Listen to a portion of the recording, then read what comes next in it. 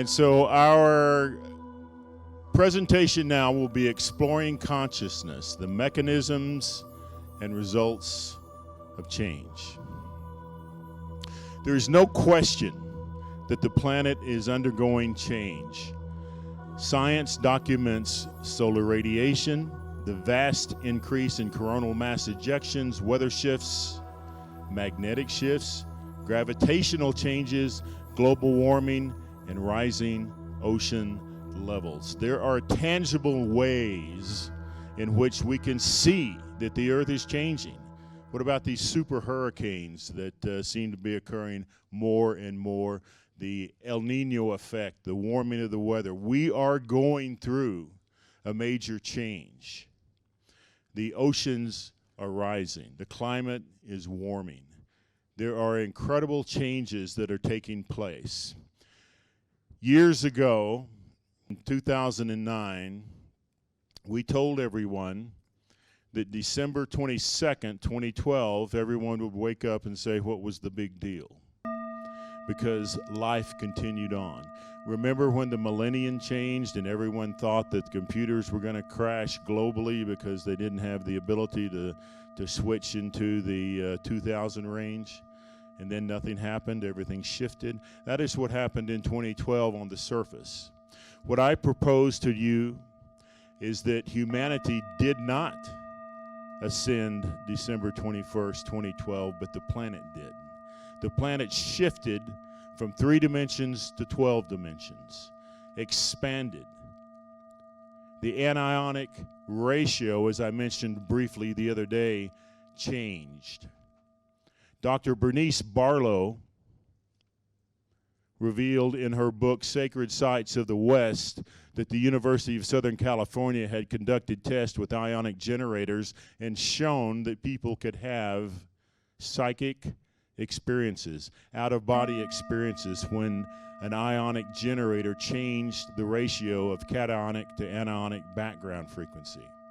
What she also revealed is that many places on the planet that the indigenous campestral societies had always gone to for vision questing already had these ratio differentials. Places like Sedona, places like Mount Shasta, places like the Crystal Vortex of Arkansas had pockets where the anionic shift was there, but these people knew it. The indigenous knew it, and they knew that by going to these places, they could have increased psychic awareness. I mentioned the other day that the French scientist Mesmer used blocks of magnets to hypnotize people, common laymen, field workers, and they went into what the Buddhists call the God mind. You had uneducated farmers speaking foreign languages, self-diagnosing illnesses, because he put them between 2 enormous magnetic blocks that were anionic.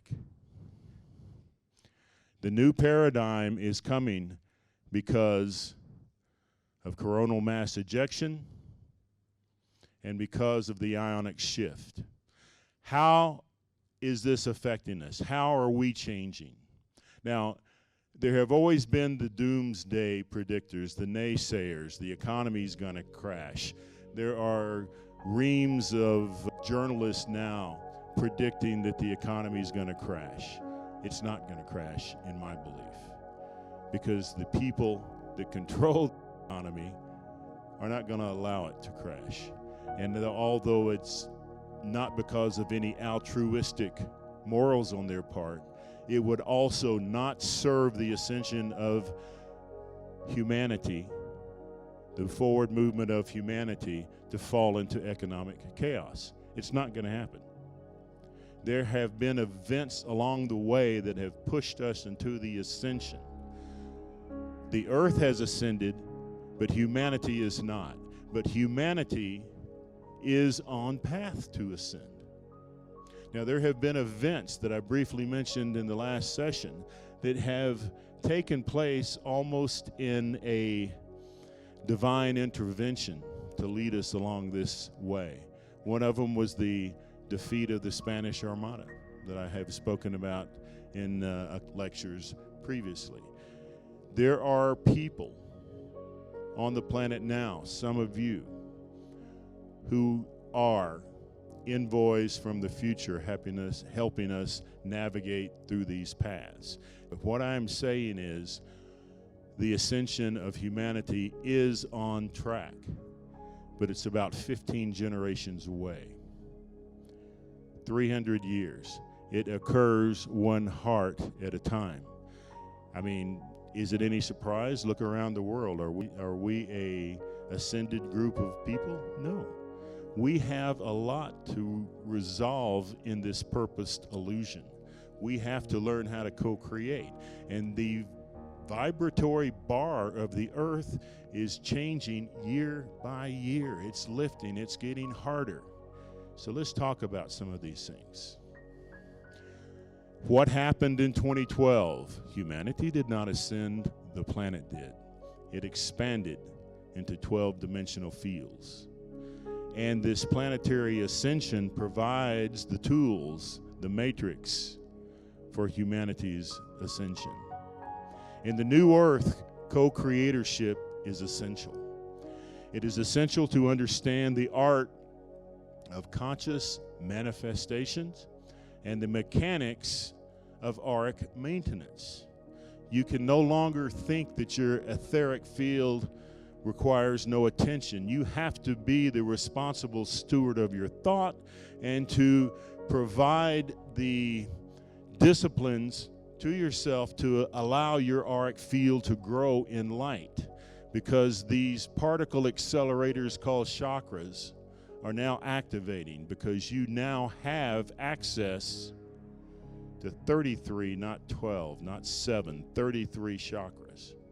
And you need to learn how to function with these chakras. You have 12 in the physio field, and you have 20 in the etheric field, forming 33, the 12, 20, 33 circuitry. We teach this in the Metatronic keys. Now, we talked briefly the other day about the law of attraction.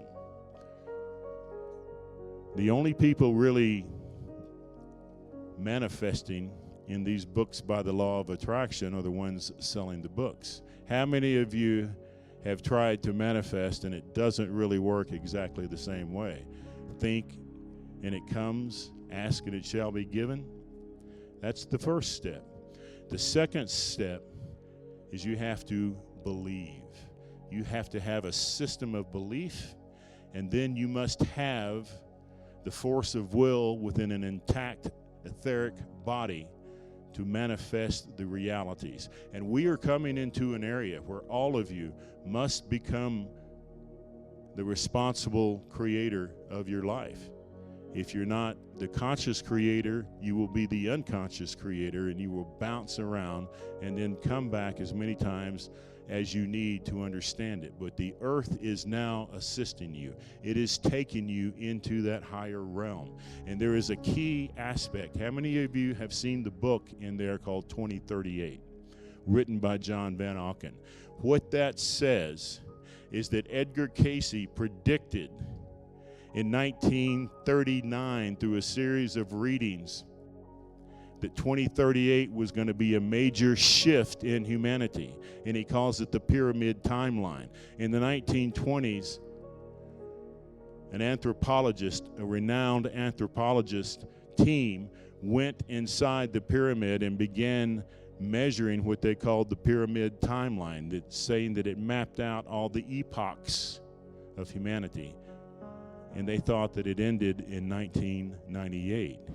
Casey said no, it ends in 2038. 2038, according to the Metatronic readings, is the return of light. The return of light occurs in 2038 and will be the return of an avatar consciousness whose work will be completed by 2075. We speak about that in the channel, The Return of Light. But what is leading up to that is the increase in the frequential bar of the planet. How many of you sense the quickening of time that we talked the other day? There's not enough hours in the day. I spoke about the way that the earth is rotating, the speed of the inner mantle versus the outer crust is shifting. The nature of reality is changing, and it is leading toward the ascension. Changes have been taking place on the planet for over 2 decades. Some are glaringly apparent, others are more subtle. The energy around all of us is shifting, so are we. According to Edgar Cayce, human spirit entered the earth plane in etheric form 10.5 million years ago. 10.5 million years ago. That conflicts quite a bit with mainstream academia, and that is why people like Robert Schoch and Graham Hancock are providing a service in showing you that we are a species with a forgotten epoch, a species with amnesia. According to Metatron, the planet was in non-polarity. Duality occurred with the fall of the firmament 106,000 to 110,000 years ago. And I based that Metatronic reading came in, and it ties in with Cayce. Edgar Cayce says that 106,000 years ago, the first humans appeared in flesh in male and female form. Prior to 106,000 years ago, we were on the planet in etheric form. Cayce called them godlings. We were semi-physical. We could travel by thought. And it was a non-polarity realm. And you traveled by mental locomotion. At that time, 106,000 years ago, the University of Earth, the planet became the planet of duality, in which there were opposites. Prior to that, there was no right or wrong. And that's why, how many of you relate to the fairies, feel like you may have been part of the dolphins, and really understand the spirits of trees?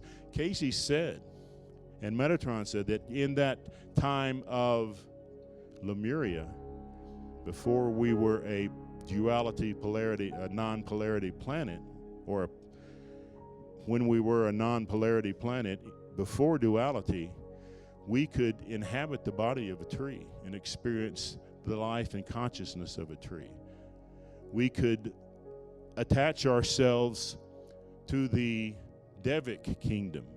Most of what we think of as the fairy kingdom exists in the 4th and 5th levels of dimensionality, and they are projected from the kingdoms of earth. Most of the elemental forces are projected from the mineral kingdom, or the plant kingdom, or the animal kingdom. Metatron speaks about animals being here, and Cayce also speaks about this in a group consciousness. A group, one of the things that I always think is horrible is watching these National Geographic films, and you see a lion chase down a beautiful elk or antelope in Africa, and you see these crocodiles catching these zebras crossing the river, and it just seems so cruel. But Metatron says that animals have group consciousness, not an individual consciousness, and that when one is taken, it just goes back into the group, and there is not that individual awareness. That individual awareness that we've spoken about, that it can occur in certain animals that intermingle with human consciousness, is an interesting phenomenon of the third meld. The same thing can occur with crystals. But there is a life force that projects from the mineral kingdom and the plant kingdom into what we think of as the Devics. And when we first came into the earth plane, we could experience life as part of the Devics. That's why so many people relate to the fairy kingdom, relate to the spirits of the animal kingdom, and to the trees. Metatron says that trees were not fixed during the time of Lemuria. So the pre-duality earth phase was what we think of as Lemuria. But the real challenges of humanity took place in the realm of early Atlantis, beginning 106,000 years ago, when the planet became the University of Duality.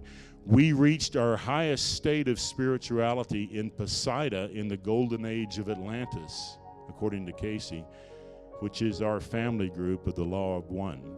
And we did begin a phase of devolution when the waters rose in the ways that Robert Schoch and Graham Hancock talks about, with the meteorites melting the Younger Dryas Ice Age and the waters lifting 70 meters in a matter of 2 weeks.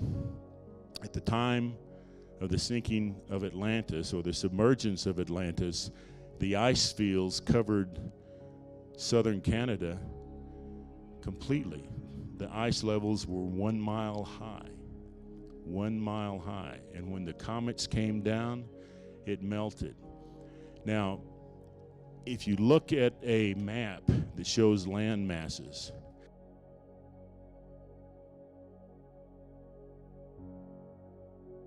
you will see that the continental shelf extends in the Gulf of Mexico almost 100 miles, and also on the East Coast.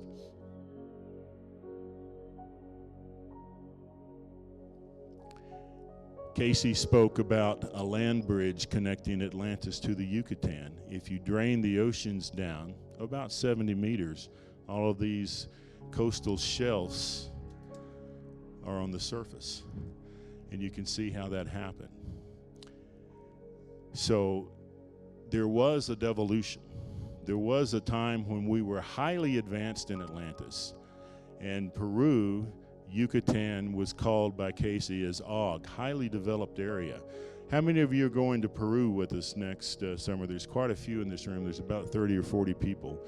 And by the way, we have about 5 spots left for that Peru trip if you're interested. I've taken it down off the website right now because I wanted to save a few spots. We're very close to being sold out. If you're interested in it, you can speak to Ann and we'll set it back up for you. But Tiahuanaco was part of Lemuria, part of Atlantis, highly advanced society. We spoke the other day about seahorses, little white seahorses being in Lake Titicaca and lands underneath it, the golden sun disk. Lake Titicaca was filled with the tsunamis of the Ice Age melting. And so we did devolve. We lost our technology, and now we are coming back into that age. And at that time, before the final sinking or the final submergence of Atlantis, the Earth was a 12-dimensional field. We are returning to that. We are in that now. 2038 is a major benchmark. But we have to move forward. Another Casey reading. How many of you believe in the credibility of the Edgar Casey material? I think it is remarkable material. Casey predicted that in 1998, humanity would begin shifting to the 5th body type. We are changing. The shift to the 12-strand DNA and to the silicon body type. How the Earth is shifting. The primary mechanism is the massive pouring of plasma onto the planet. This is a spark of everything that is happening.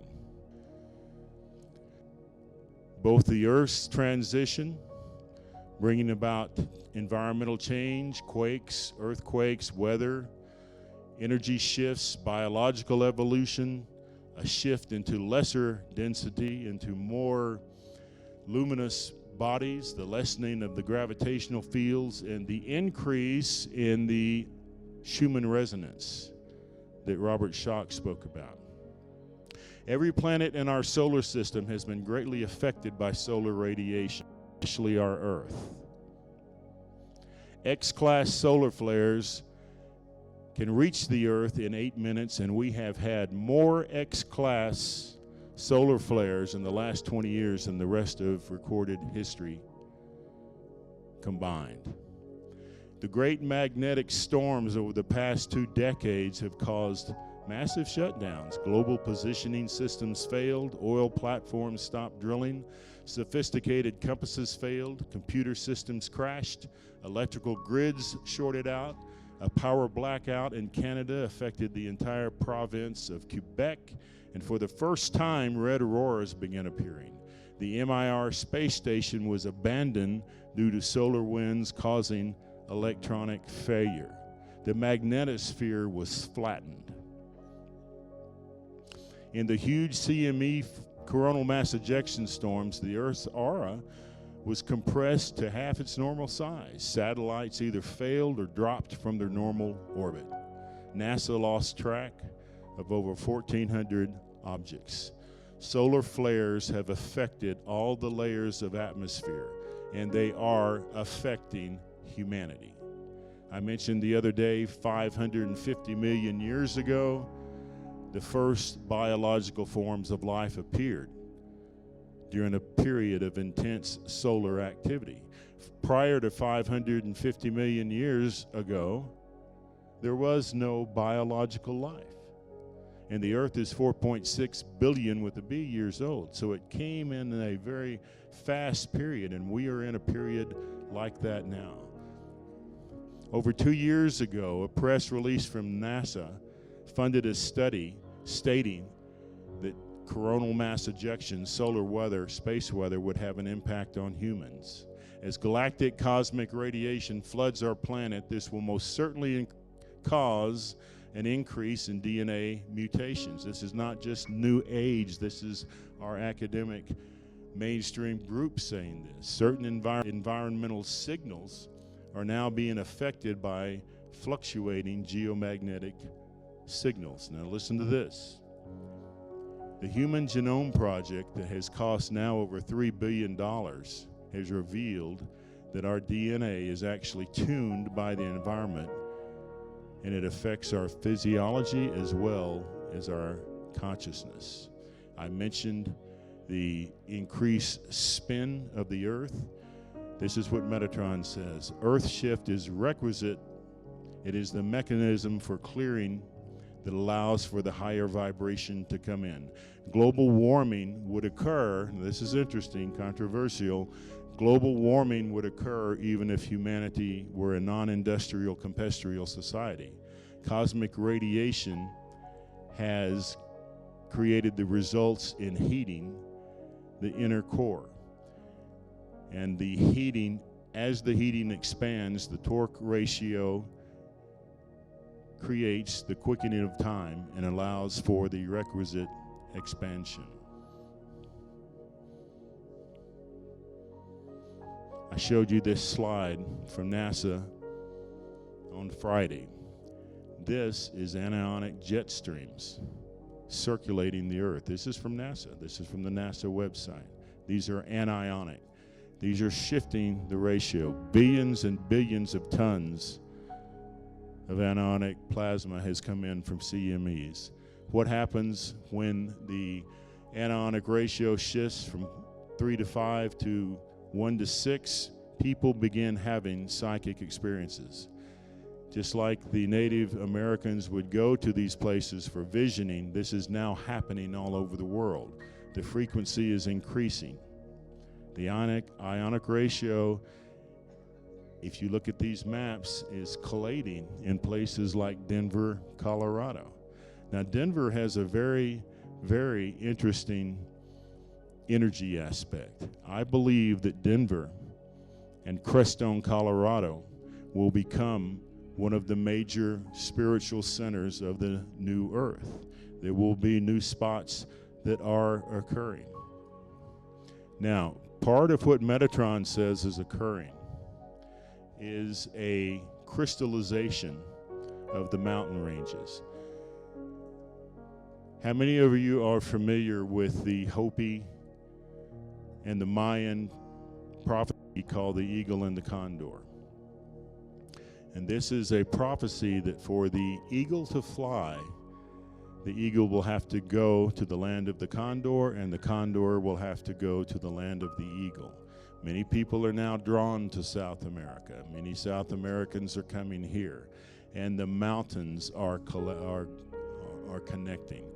The range of the Rocky Mountains, beginning in northern Canada and Alaska, are now connecting through the Sierra Madres, through the Andes, all the way to the tip of South America, resulting in a 17,000-mile long crystalline ley energy line that you see that I've shown here.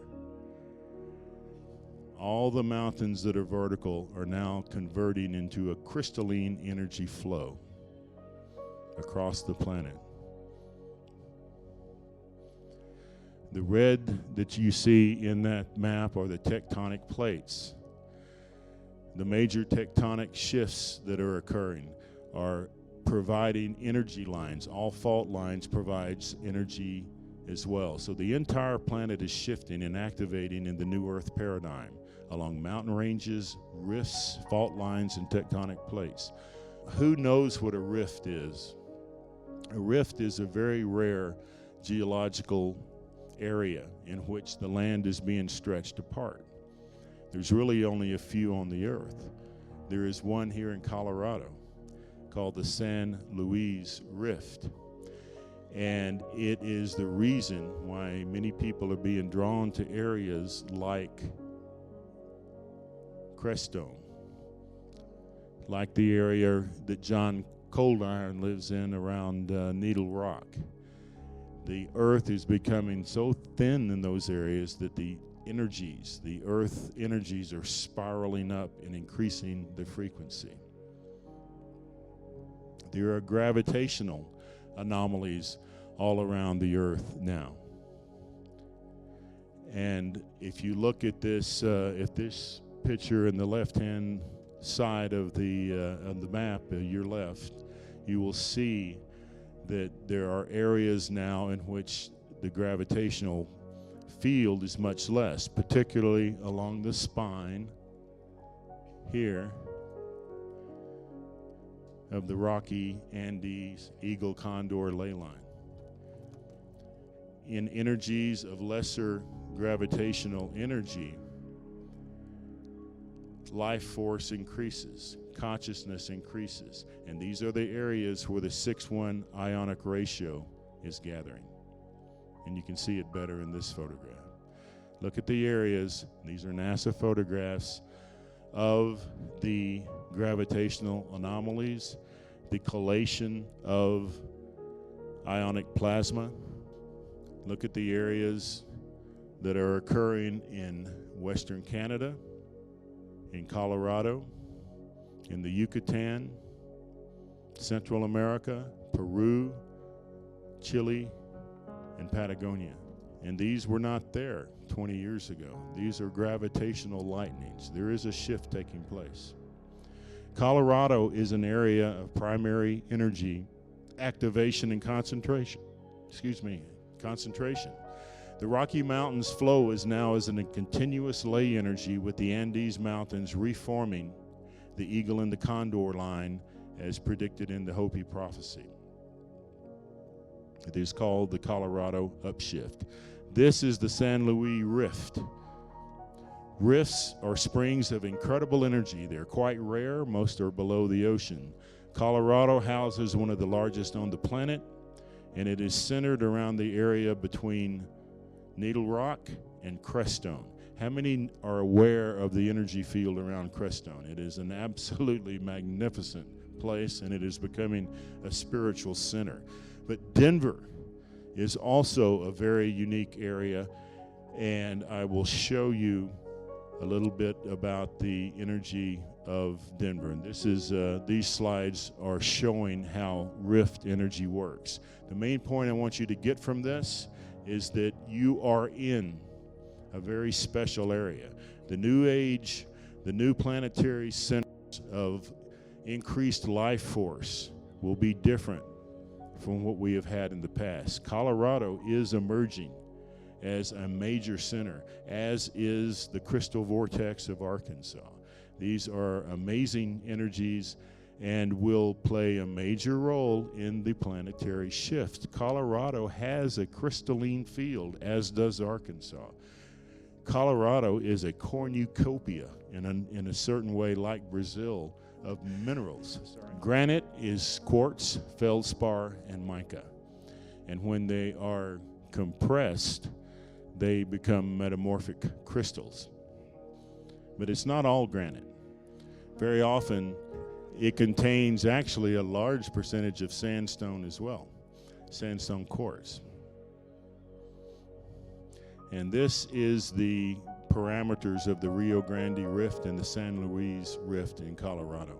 It encompasses Crestone here, and it also includes Santa Fe, Tres Luces mountain range in New Mexico as well. And there is a vertical energy on the sides of the rift that comes back with a horizontal energy. It's a very fascinating area. Now, let's talk about Denver. You are in an area called the Denver Basin. There is a vortexial energy that flows from the spine of the mountains. I showed you the two vertical lines. The energy line that's occurring from Alaska now to the tip of the Andes has one main corridor that goes down the main spine all the way to Patagonia, and then two that reverse back. And then these splinter off in a network. Ley lines are a natural energy of the earth.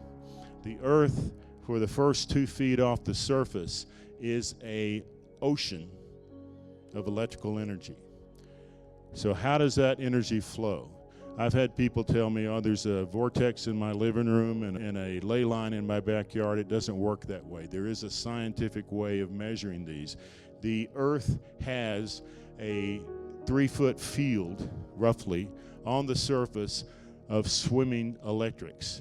And they flow along the path of what? Of conductivity. If you have a spine of mountains that is largely conductive material and piezoelectric material like quartz, they will flow down that line. And there will be networks of rivers and brooks and streams that flow through. And so in the Denver area, you have 3 ley lines that circle around the Denver Basin. And let's look a little bit more at the geology of the Denver vortex. You have sandstone, you have granite in certain areas, and you have metamorphic rock, you have fault lines, and you have a series of aquifers. You have an energetic upflow from fault lines, aquifers, and metamorphic mineralogy, crystalline structures, and quartzites. I don't want to get too heavy into the geology part. Denver is an incredible energy area. It encompasses part of Colorado Springs, part of Boulder, but the primary part is in the area of Denver. Colorado also has a tremendous amount of geothermal activity. I was talking to Robert Schock this morning about how hydrogen plasma affects consciousness.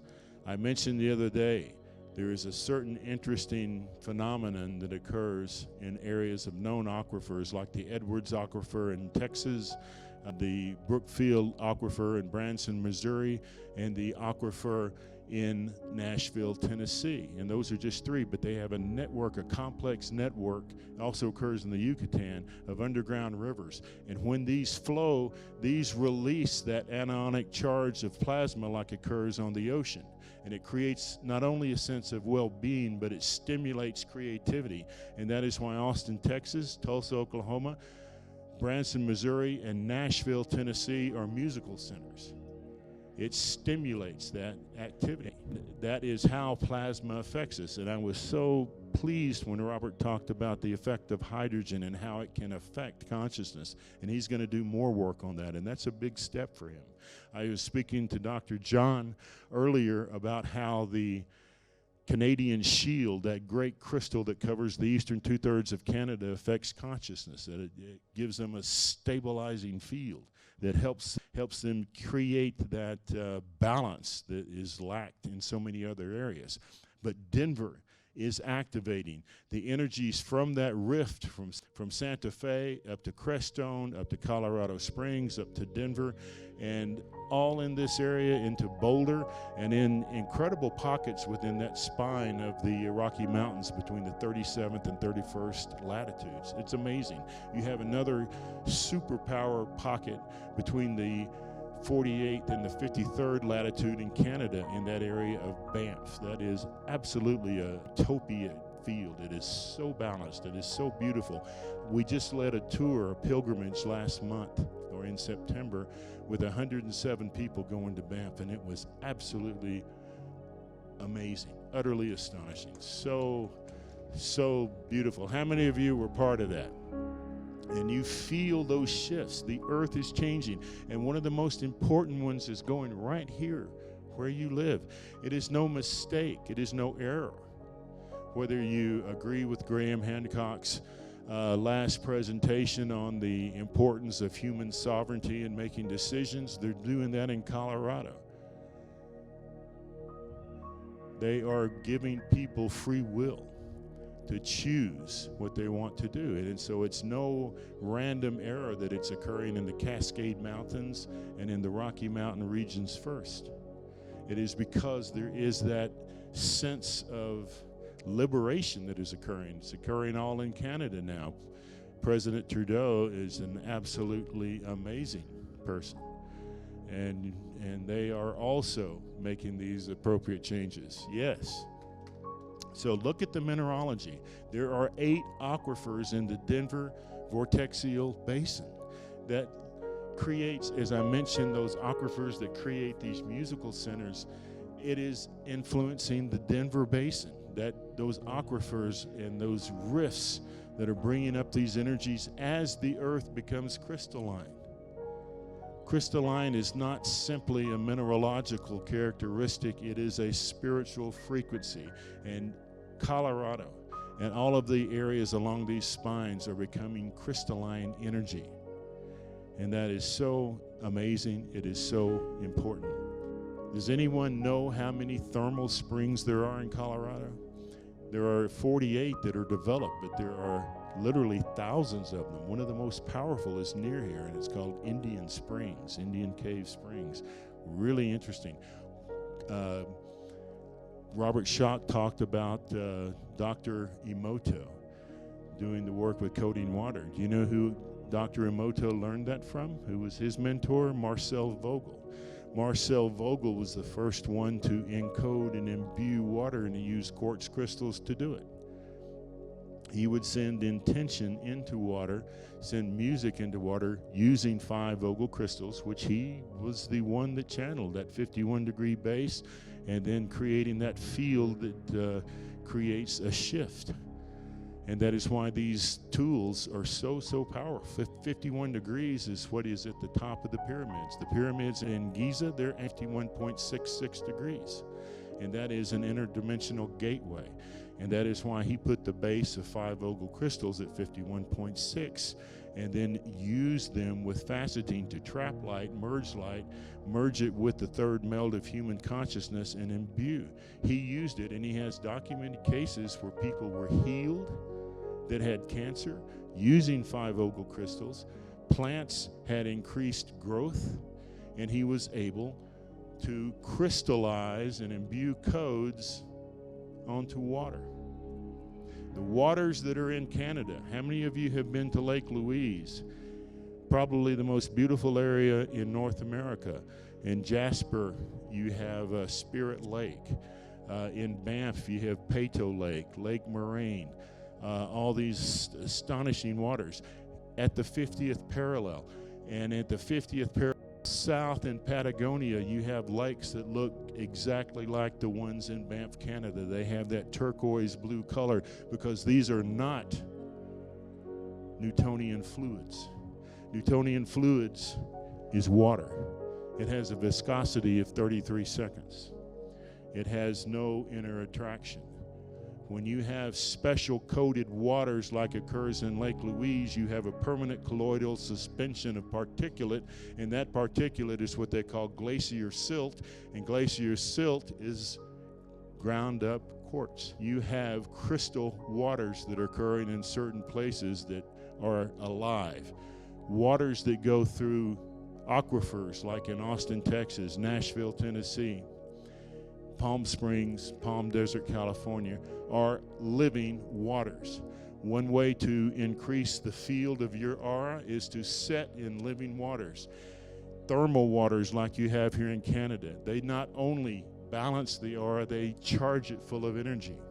Another way you can increase your auric field, and this is what I'm trying to make the point of, in the increasing energy of the earth, You have a responsibility to carry a bigger field. You have the responsibility to maintain this etheric field because you're going into multidimensionality. You are no longer a 7 chakra person. You are a 33. But you have to devote energy to learn how to master the increasing frequency of the new earth. The Schumann resonance, which was 7.83 hertz, is increasing up to 19. And if you do not learn how to balance that field, you will have mechanical differentiation occur. In other words, an implosion. You know, when a diver goes deep underwater and they come up too fast and it kills them because of nitrogen expansion, they call it the bends. The same thing is happening in inverse around the earth now. If you don't learn how to manage that field in these increased energies, you will have arc fracturing and you will leak energy and you will lose the circuitry that you need. And it's easy to maintain. It's easy to learn how to do, but these are happening.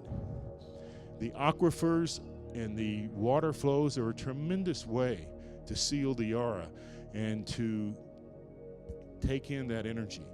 Living waters are imbued with crystal electromagnetics, enriched with minerals, and they form plasmic fields like Dr. Schock was talking about, of benevolent ionic waves. Anionic waves are what's beneficial to humans. The cationic ones create a sense of uneasiness. Sometimes you go to high energy areas and you walk into one area and it just doesn't feel right. How many of you have been to Stewart Mineral Springs in Mount Shasta? You get along those springs and it feels nice. You walk off into those woods a little bit and it feels weird. It feels strange. And that's because there is a cationic field there. Almost all high energy fields will have a pocket of balanced anionic energy. And on the outer realms, there has to be a balancing field in duality of negative to positive. Although in ionic sense, the negative or anionic charge is the one that creates a sense of well-being, and the positive or cationic makes you feel out of balance. And as you become aware of how these energies flow, you see the science behind it. But there are pockets in every area of high energy that has negative fields. I gave a presentation when I was here last year about electrical beings. Dr. J. Alfred of Australia talks about electrical life forms, about plasmic life forms. And my wife and I in the Trossachs of Scotland encountered an electrical life form that manifested into materialization. When you get into high areas of life force, some people call them power nodes, some people call them sacred sites. What you are doing is entering a field of concentrated energy. A regular site on the earth, randomly picked, let's say Oklahoma. Anyone here from Oklahoma? Don't mean to offend. But if you get into a standard area, and we'll exclude Tulsa from that, that's different. But you may have a life force concentrate of, say, randomly 10 hertz, and then you go to a place like Lake Titicaca and it's 100 hertz. It's like watching regular TV and then going to high definition TV. It is life force units, what metaphysicians call a cache or consciousness units. In those places, you can manifest thought more rapidly. I remember one time I went to Lake O'Hara in Banff, Canada, and I started thinking about grizzly bears, getting worried, and then suddenly one appears. Now, I don't know if it was precognition or just that I was in an area of high focal manifestation. But the reason the ancients always went to mountaintops to pray is because there is greater life force there. And when there is greater concentration of life force and you can go into theta thought, you can manifest more quickly. And that is why people have always gone to mountaintops and certain power nodes to pray, to vision. Does that make sense? Well, the earth is becoming like that now. The Schumann resonance is increasing. The entire planet is becoming a power node. Someone once said to me, but isn't the entire earth sacred? And I said, yes, but there are points of embellishment. There are certain points that carry a higher energy concentrate than others. And so we have the responsibility in the new earth to recognize that change is taking place and to flow with it. Every year now, the frequential bar is being increased. You have a greater and greater responsibility to become the responsible human being, the conscious creator of your life, and to maintain that arc integrity. The time of the guru is over. You don't need to be talking to any exalted person to get your information. If what I say doesn't resonate, let it go. Don't believe it. It is time for human beings to accept their sovereignty. Regrettably, many of the first world nations, especially the United States, but primarily all first nations, have become corporations based on profit. Humans are intoxicated by quantity, enslaved by debt, and manipulated by media. It is time to find sovereignty. It is time to let go of the guru and decide for yourself. And the energy is leading us there. The energy is taking us there. We are being forced year by year to recognize multidimensionality and to recognize our own creatorship. There is the greater level of multidimensional tangibility. How many of you are seeing things now that you didn't used to see? And I don't mean just tonight. I know we're tired. How many of you are seeing flashes of light? Aren't orbs part of this? Orbs weren't a part of the picture until recently. And so we are becoming aware now of other levels of consciousness.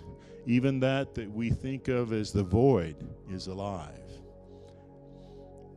With the paradigm, the new paradigm, the earth matrix is changing so that we are more aware, far more aware of other life forms. The resonance of standing waves, coherency is an amazing phenomenon. Dr. Robert Schoch mentioned this morning something I'm going to talk about in just a second, but the Bible, the Vedas, and the Quran all speak of life occurring in four different formats. The earth, biological and plant, light, angelics and ascended beings, elemental projections, fairies, earth, air, wind, and air, fire, and water, and electromagnetic life. And these are becoming more and more apparent because the earth is now a field of 12 dimensions. And if this feels like fantasy to you, look at the evidence in your own life. How many of you now feel like you're seeing things in other dimensions much more readily than you did 10 years ago? Quite a few of you, almost over half. Electrical magnetic consciousness is becoming more and more discernible. Now I'm going to go through some of these slides a little bit quicker now because I want to turn this 2-hour presentation into a 40-minute one. Electrical life force is becoming more and more tangible. I spoke about Stewart Mineral Springs, where you can sense these other beings. Now, this is interesting. Lightning sprites. Duke University actually put together a study group to study rare phenomenon of lightning that were looking like crabs. Let me show you some of these pictures. There's lightning that was occurring that seemed to move discriminately in certain patterns. And there is a form of lightning that they were calling sprites that were starting to occur. And Duke University funded a study because these did not follow the normal trend. They seemed to be aware. And let me show you this slide, and I'm going to end on this. Dr. Dr. Luc Montagnier, who is a Nobel Prize winner and appeared on the cover in 2012 of Time magazine. I'm going to read this to you.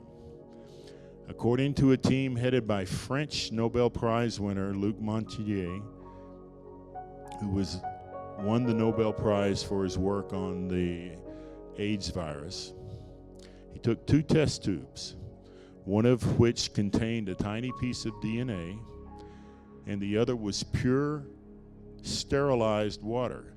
He hermetically sealed the tubes where they could not be in contact with one another.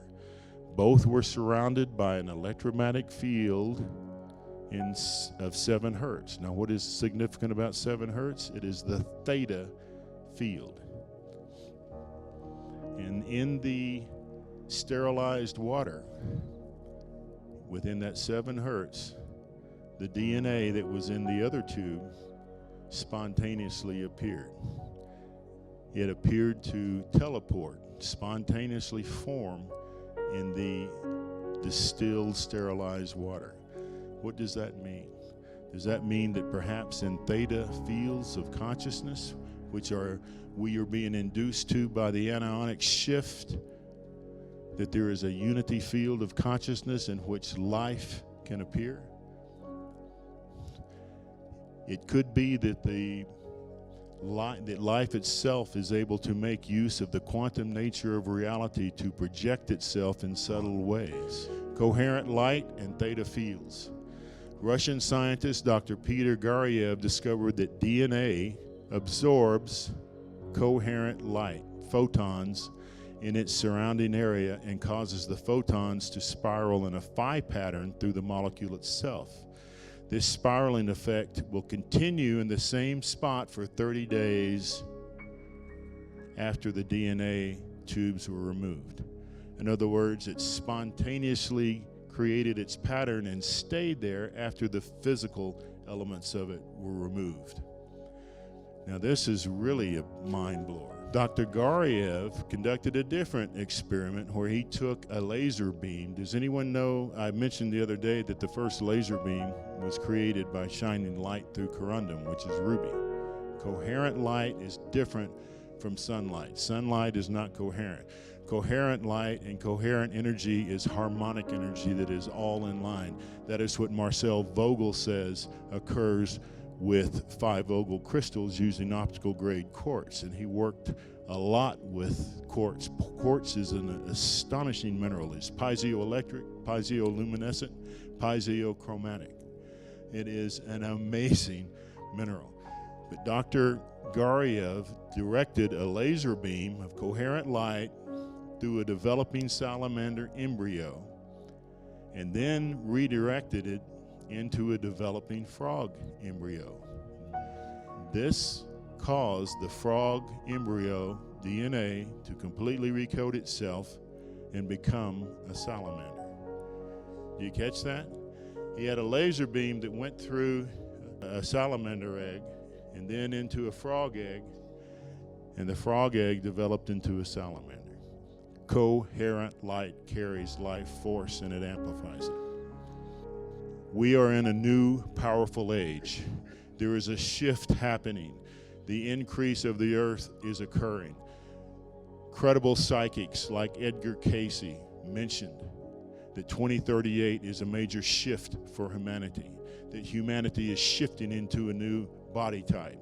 He talked about humans returning to an androgynous state. Edgar Cayce says that gender is a phase of duality, that we are really in our core neither male nor female, and in this time we have to find the balance of both. The human soul has no gender. When we go on the other side, we're not male or female, and none of these angels are male or female.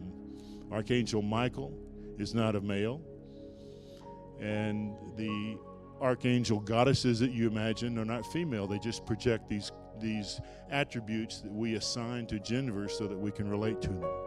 We are becoming a light body human. We are becoming crystal human. And the final thing that we have to do is to co-create the new earth. And I want to end this with everyone closing their eyes and toning the Om.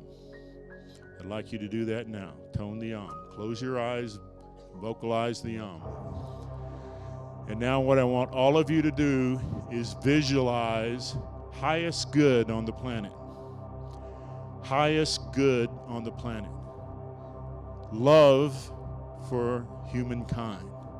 Sovereignty for humanity. Greatest light for the earth. Love in which all humanity are connected. There are no separations. We send love to people of all gender, of all races, and of all religions. We are all one. Highest good for humanity. Co-create it together. And by holding this thought for 5 minutes a day, every day, you can change your life, and we can create the new earth. Thank you.